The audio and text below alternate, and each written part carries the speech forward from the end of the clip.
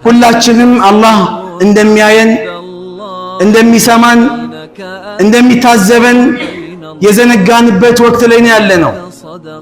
አላህ ያየናል አላህ ይሰማናል ብሎ የሚያምን አማኝ ወንጀል ለመስራት ይሸማቀቃል። አላህን ለማመጽ አይደፍርም። ሞራልም አይኖረውም፣ ስሜትም አይኖረውም።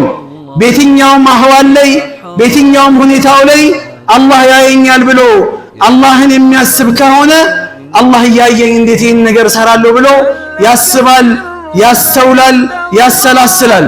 ይሄ አላህን ላለማመጽ ወደ አላህ መንገድ ለመቃረብ አላህ ያየኛል የሚለው በቂ ነው።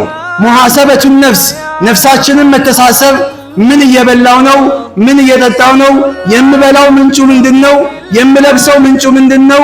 እያንዳንዱ እንቅስቃሴዎቼ አላህ በሚወደው ነው ወይስ በሚጠላው? ራሳችንን ልናስብ ራሳችንን ልንተሳሰብ ይገባል።